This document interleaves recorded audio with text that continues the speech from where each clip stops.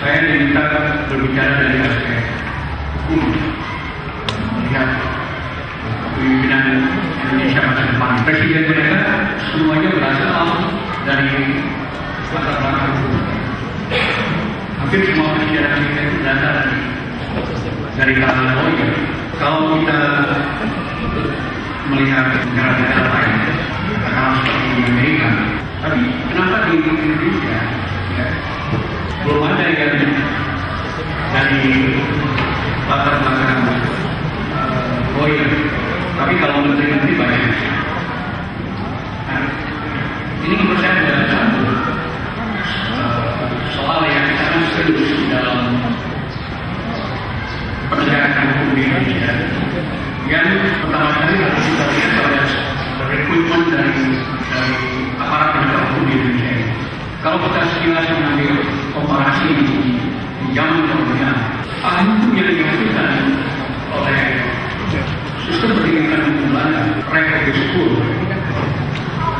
itu melahirkan sarjana-sarjana hukum yang memiliki karakter yang sangat kuat melakukan pembelaan hukum, termasuk yang sekolah di Belanda, di Leiden, di Utrecht dan sebagainya, yang kemudian keluar menjadi hakim di Landrat, karena hakim Indonesia itu hanya bisa berpraktek di pengadilan Bundutra, bukan pengadilan. Kita melihat mereka ini generasi yang pertama lawyer di Indonesia memiliki semacam semangat yang tinggi dalam memperjuangkan rule of law, tunduk pada ideologi rule of law yang sangat kuat, dan memiliki karakter sebagai pembela. Kita bisa lihat contohnya Yogyakarta, lulusan Republik School yang sangat terkenal, dan juga yang kemudian menjadi hakim-hakim di pengadilan baik di pengadilan kita maupun di pengadilan tingkat lain. Dan kita mengenal beberapa nama hakim yang terkenal seperti Asyik Usman Maja yang semuanya punya karakter. Arti karakter ini integritas moralnya tinggi dan memiliki visi yang jelas dalam menegakkan. Dan kita lihat sekarang rekrutmen dari ahli hukum di Indonesia sekarang dan yang mengikuti proses penegakan hukum di Indonesia sekarang yang berasal dari fakultas-fakultas hukum setelah kemerdekaan yang justru tidak melahirkan sarjana hukum yang memiliki karakter yang kuat, apalagi ditambah dengan begitu mudahnya universitas membuka fakultas hukum. Karena itu ya, hampir semua universitas yang statusnya atas terdengar itu punya fakultas hukum. Nah, kita bisa bayangkan bagaimana hasil dari fakultas hukum yang berasal dari universitas yang sebetulnya tidak pantas disebut universitas. Menurut saya ini mempengaruhi sumber dari rekrutmen dari sarjana Indonesia, mempengaruhi dalam proses penegakan hukum di Indonesia. Apa yang menurut saya yang paling krusial dari yaitu hilangnya karakter, hilangnya integritas para penegak hukum di Indonesia. Itu baik di kalangan aparat penegak hukumnya seperti polisi, ya, seperti jaksa, hakim, maupun di kalangan masyarakat dan tentu di kalangan masyarakat. Nah, dengan situasi seperti ini, dengan situasi kalangan hukum yang seperti ini, yang tidak, yang hampir kalau dikatakan tidak memiliki karakter lagi, maka menurut saya menjadi sulit sekali ya mengharapkan ada pimpinan yang lain dari komunitas ini. Karena boleh ada sebutlah siapa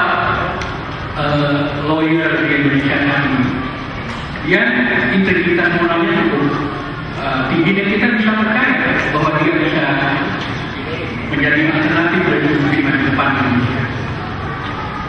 Saya jawabannya tidak ada. Karena semuanya terlibat dalam praktek korupsi, praktek percaloan perkara di sistem hukum di Indonesia. Karena Anda tidak mungkin ya, kalau Anda bekerja sebagai lawyer di Indonesia ini, Anda tidak mungkin tidak menggunakan fasilitas yang disediakan di situ. Fasilitasnya itu apa? Main uang itu. Nah, ini yang menurut saya yang dalam 20 tahun terakhir ini yang berkembang di komunitas pengacara, di komunitas penegak hukum yang menjadi mempengaruhi citra penegakan hukum di Indonesia. Karena itu jangan berharap kasus-kasus korupsi besar seperti Senturi atau kasus-kasus pelanggaran hak asasi manusia yang melibatkan para jenderal di masa lalu itu bisa diajukan ke pengadilan, bisa diproses oleh aparat penegak hukum kita. Karena tidak punya semangat untuk menegakkan hukum di Indonesia ini. Kecuali mungkin saya bisa cerita sedikit. Jaksa itu kan sebetulnya adalah mewakili masyarakat untuk membawa ke pengadilan pelaku kejahatan. Nah, karena itu dia harus agresif untuk menangkap orang-orang yang membahayakan masyarakat. Kalau dia membiarkan penjahat, pelaku kejahatan berkeliaran di masyarakat, itu kan membahayakan masyarakat. Nah, tetapi semangat daripada jaksa kita ini tidak seperti itu.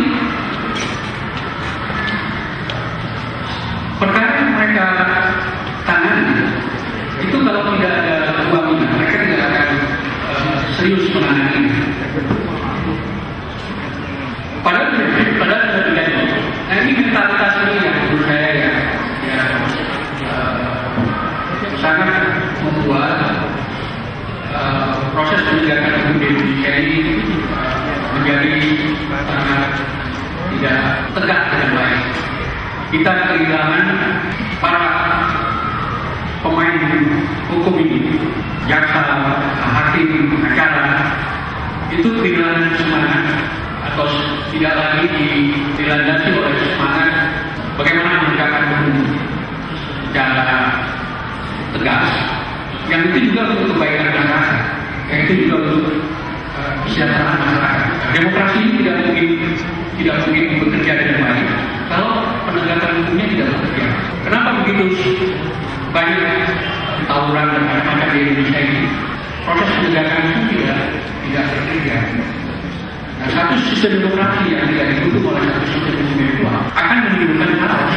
Nah, disinilah kontribusi dari aparat penegak hukum itu tidak banyak dalam proses penegakan hukum Indonesia, dalam proses konsolidasi demokrasi Indonesia. Karena para ahli hukum kita juga lebih asik dengan dunia mereka, lebih asik dengan praktek-praktek yang sudah tertanam di sana jauh, yaitu praktek korupsi, praktek suap dan sebagainya yang sampai sekarang sangat sulit dibahas.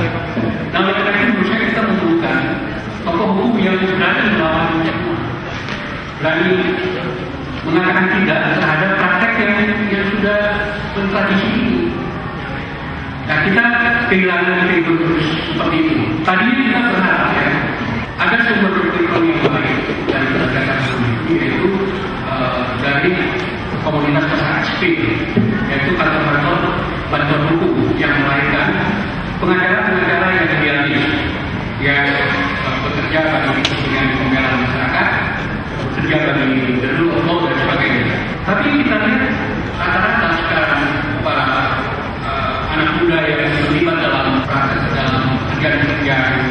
seperti itu hanya mematahkan dia sebagai lawyer. Hingga 5 tahun dari itu kemudian dia kembali menjadi pengacara sebagaimana hukumnya. Hingga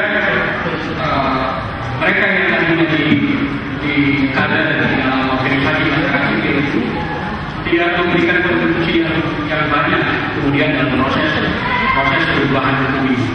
Nah, dan ada alumni yang diambil alumni yang lain di organisasi pembela hukum ini yang melahirkan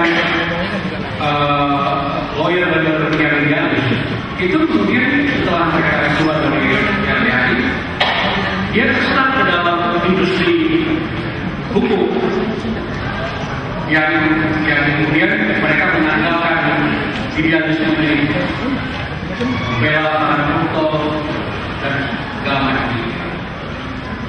Nah, ini yang saya yang menjadi masalah krusial di depan kita dalam konteks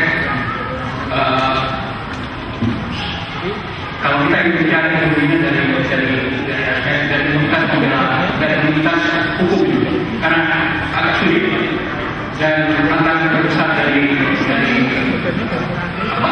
sisi hukum ini adalah mencari ahli hukum yang berani melawan semua kecenderungan yang ada. Nah, mungkin itu ada beberapa di KPK. Tapi kita tahu di KPK itu kan anak-anak muda yang tentu berpikir setelah pasca KPK. Karena mungkin cuma 5 tahun atau 3 tahun, nanti dia akan kembali ke industri, sudah masuk ke industri negara, kembali pragmatis menuju ke itu. Dan saya kira inilah masalah terbesar dalam proses penegakan hukum kita. Dan saya kira agak sulit 2014 ini akan muncul kepemimpinan nasional yang berasal dari komunitas lawyer juga. Saya kira karena selain tidak ada figur yang kuat yang muncul sekarang di dalam komunitas ini, juga tadi masyarakat punya persepsi sendiri yang negatif terhadap para lawyer. Ini yang membedakan persepsi masyarakat di dua hal yang bicara lain tentang terhadap